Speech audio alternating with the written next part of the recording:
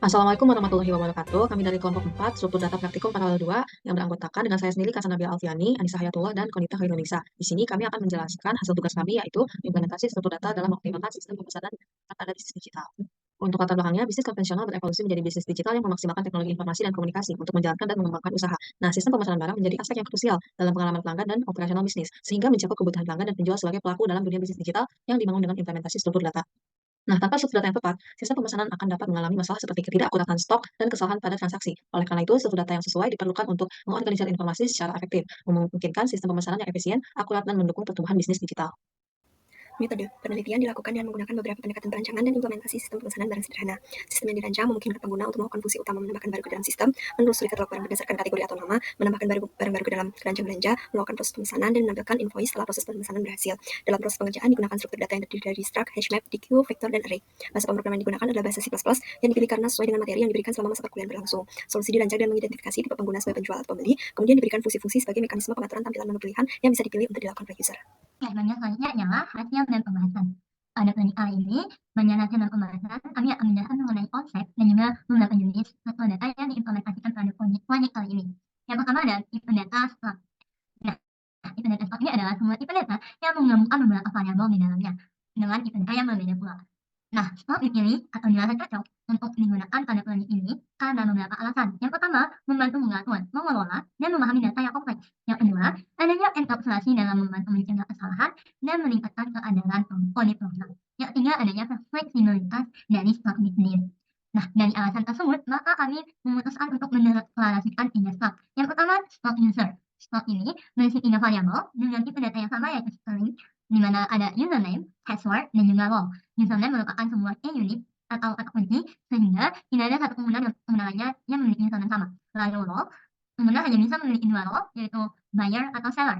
Nah, slot user ini diharapkan membantu mengelompokkan data pengguna dan membuat lebih mudah untuk mengelola dan mengakses informasi pengguna. Selanjutnya ada slot item. Slot item ini menggabungkan beberapa variabel dari item. Ada 5 variabel. Yang pertama yaitu ID product yang bersifat unik dan bertipe data integer.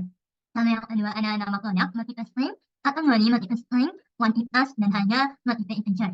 Nah, penggunaan dari slot item ini mengatur dan merangkum semua informasi produk dalam satu unit, sehingga menyederhanakan pengelolaan data dari item. Lalu selanjutnya ada yang dinamakan slot transaksi, di mana slot ini menggabungkan beberapa variabel mengenai transaksi. Yaitu yang pertama ada ID transaksi yang bertipe integer, di mana ID ini berbeda antara satu transaksi dengan transaksi lainnya. Lalu yang kedua ada nama produk bertipe string, dan yang ketiga ada jumlah produk atau kuantitas yang bertipe integer juga. Dari slot transaksi ini diharapkan dapat mengelompokkan informasi mengenai transaksi serta memberikan cara yang jelas untuk mengatur data transaksi. Hashmap. Dalam sistem pemesanan barang dibutuhkan struktur data yang mendukung proses sistem yang cepat dalam mengelola pesanan pengguna, serta cepat dalam merespons setiap perubahan yang dibuat oleh pengguna. Dibandingkan dengan array, vector, dan map yang punya kompleksitas waktu O(n), untuk pencarian dan penghapusan, hashmap memiliki kompleksitas waktu O(1). Hashmap diterapkan di dalam program untuk merepresentasikan struktur data dari yang pertama data user. Penggunaan hashmap memungkinkan pencarian pengguna dengan cepat selama login, registrasi, dan pengambilan data. Selanjutnya pada data produk, penggunaan hashmap pada fungsi ini dikarenakan pada beberapa kondisi. Pertama, hashmap yang efisien untuk pencarian dan penghapusan memudahkan admin saat melakukan input barang yang akan dijual. Yang kedua, hashmap yang ukurannya dinamis memungkinkan pertambahan dan pengurangan ukuran yang sesuai dengan kebutuhan. Sifat fleksibel inilah yang membuat hashmap dari sudut pandang project ini ideal untuk mengelola data produk. Selanjutnya ada data card. Berdasarkan asumsi bahwa user akan memasukkan lebih dari satu barang yang sama pada card, maka penggunaan hashmap cukup efisien. Karena hashmap secara inheren mencegah kunci duplikat dan memastikan bahwa hanya ada satu entry untuk setiap ID produk. Hal ini membuat sederhana dan menghindari kebutuhan pemeriksaan tambahan atau struktur data. Selanjutnya struktur data array. Nah, di sini kami menggunakan fungsi sort by class yang digunakan untuk mengkonversi struktur data item details menjadi bentuk yang dapat diurutkan. Adapun fungsi pembanding khusus yaitu compare by class yang didefinisikan untuk mengurutkan item berdasarkan harga. Nah, array dapat memberikan akses langsung dan kontinu ke setiap elemen yang memungkinkan operasi-operasi ini dilakukan dengan efisien karena kompleksitas waktu untuk mengakses elemen array adalah O1, sehingga elemen-elemen dapat diakses langsung menggunakan indeksnya. Nah, array juga dia lebih unggul dibandingkan dengan struktur data lain seperti list atau hashmap karena kebutuhan untuk mengakses, mengurutkan, dan menyimpan item dalam urutan tertentu. Nah, oleh karena itu, array menjadi pilihan yang tepat untuk kinerja yang optimal dan penggunaan data secara efisien. Selanjutnya ada vektor. Di sini kami menggunakan fungsi getChat item name yang bertujuan untuk menghasilkan daftar nama item yang ada dalam keranjang belanja. Nah, pada proses penambahan nama item ini dilakukan secara efisien dengan kompleksitas waktu O(n) melalui vektor. Nah, dalam kebutuhan akses linier, vektor itu dia seimbang antara efisiensi dan kompleksitas dibandingkan dengan array, linked list, dan hashmap. Nah, selanjutnya itu ada struktur data deck atau double-ended queue. Nah, di sini kami menggunakan fungsi purchase item yang digunakan untuk menyimpan transaksi. Nah, struktur data deck ini dia digunakan karena dapat mengakses data transaksi pada dua ujung, yaitu Yang pertama untuk menambahkan transaksi baru ke ujung belakang, dan yang kedua untuk menyimpan data transaksi yang telah dilakukan. Nah, selanjutnya struktur data ini dia memungkinkan penyisipan dan penghapusan elemen di kedua ujung dengan kompleksitas waktu O1. Nah, sehingga penggunaan struktur data pada fungsi ini tuh dia dapat mengoptimalkan kinerja dan fleksibilitas dalam pengolahan data transaksi. Dibandingkan sebelumnya, maka ditariklah kesimpulan bahwa implementasi dari struktur data dalam sistem pemesanan barang memiliki peran signifikan dalam mengelola berbagai elemen sistem. Pertama, penggunaan Slack mengorganisir data agar mudah dikelola. Yang kedua, HashMap memberikan efisiensi dalam pencarian, manipulasi data, dan memungkinkan sistem merespon dengan cepat perubahan dari pengguna. Lalu, Hacker untuk mengoptimalkan efisiensi dan juga manajemen data. Lalu, Array untuk efisiensi pengaksesan data berurutan. Dan yang terakhir ada Netio untuk mengelola data transaksi sehingga dapat disimpan di awal dan juga di akhir.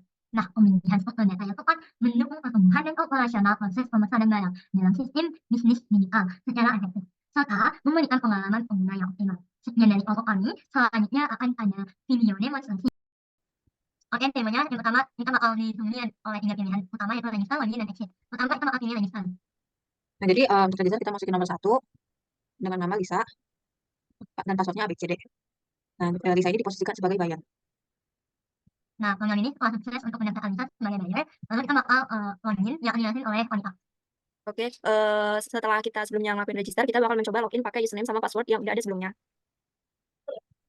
Nah, karena di sini ada sebagai dengan nama Ana, passwordnya nih. Nah, di sini ada 4 menu utama, yaitu see the catalog, see the cart, and search product, and exit. Nah, pertama kita bakal see the catalog dulu, yang bakal dijelasin oleh wanita. Oke, yang pertama kita pilih si katalog. Nah, di situ bakal disajiin item-item yang ada di katalog dari detail nomor, nama, kategori, harga, dan kuantitasnya. Selanjutnya ada menu-menu si produk sama sort by price. Nah, di sini kita bakal pilih sort by price pertama. Nah, bakal item-item ini bakal diurutin dengan harganya tuh dari yang terkecil hingga yang terbesar. Lalu next kita bakal si produk yang bakal dijelasin oleh Ahansa. Nah, selanjutnya itu si produk dimasukkan nomor 1. Jadi kita masukin nama dari produknya, misalnya kita masukin soto. Nah, karena kita masukin soto, jadi detail produk soto itu ada dikategorikan sebagai makanan dengan harga 15.000 dengan kuantitas yang tersedia itu 17. Nah, selanjutnya itu akan dijelaskan oleh kontak untuk bagian purchase. Oke, selanjutnya itu ada produk menu, ada 2 pilihan, purchase sama add to cart. Kita pilih yang purchase. Nah, misalnya di sini kita diminta buat masukin kuantitas dari barang yang mau dibeli, misalnya 2. Nah, bakal muncul invoice di mana dia menandakan kalau purchase-nya itu berhasil. Isinya itu ada itemnya soto, kuantitasnya 2, harganya 15.000 dengan total cost-nya 30.000. Bisa dilihat di situ kalau misalnya bagian soto ini jumlah kuantitasnya itu berkurang. Nah, selanjutnya kita pilih pilihan lagi, yaitu see the product, sort by price. Kita tadi udah sort, kita sekarang bakal see the product. Selanjutnya bakal dijelasin oleh wanita. Nah, kita pilih name of the product, itu misalnya denim. Nanti muncul produk detailsnya. Kemudian masuk ke Nah, selanjutnya itu masuk ke add to chart yang nah, jadi kita masukin kuantitasnya, misalnya denim. Kita masukinnya 2. Nah, Jadi udah sehingga sukses denim masuk. dimasukin ke cart, lalu bakal dimunculkan katalog lagi. Karena tadi kita udah nyobain 2 menu ini, maka kita bakal balik lagi ke menu sebelumnya, yaitu ada see the catalog, see the cart, product exit. Sekarang kita bakal lihat dulu see the cart, yang akan dijelasin oleh wanita. Oke, kita pilih menu see the chart di nomor 2. Nah, di sini terlihat ada list item sama kuantitas dari barang yang ada di chart kita gitu. Selanjutnya akan dijelaskan oleh Kak Hansa buat bagian delete produk. Nah, untuk bagian delete-nya kita masukin nomor 2. Nah, masukkan nomor produk yang harus dihapus. Misalnya kita masukin nomor 4 yaitu denim. Nah, hapuskan kuantitas yang dari denimnya. Misalnya kan denim itu ada 4, jadi kita kurangin 1. Nah, jadi denimnya bakal ada 3 karena sudah dikurangi oleh 1. Oke, menu dari cart ini udah selesai, maka kita bakal back ke menu sebelumnya. Nah, sekarang tinggal menu search the product nih yang kita bakal dijelasin oleh wanita. Oke, kita pilih menu search product. Nah, di sini bakal disajiin list dari produk yang ada. Kita bisa pilih antara produk name ataupun kategorinya. Misal kita pilih dari kategorinya itu pakaian. Nah, nanti bakal muncul list barang yang ada di kategori pakaian dengan rinciannya. Nah, sekarang menu untuk bayarnya udah selesai semua, kita cobain. Next, kita bakal exit. Dan kita bakal login lagi buat menu dari seller. Buat login dari seller ini bakal dijelasin oleh Ahansa. Nah, jadi untuk seller kita langsung login aja. Nah, untuk username kita masukin gigi. Dan passwordnya Hadid. Nah, karena dia seller, jadi masuk ke nomor 1 untuk menambahkan produk ke dalam inventory. Nah, misalnya namanya ini HP. Dengan kategori elektronik. Harganya 20.000. Oh, yang tadi kuantitinya 20.000, harganya 10.000. Sebentar. Nah, sekarang item yang tadi alias HP itu sudah masuk ke dalam inventory. Dan kita memasukkan exit. Dan page untuk seller sudah selesai. Sekian demo dari kelompok kami. Assalamualaikum warahmatullahi wabarakatuh.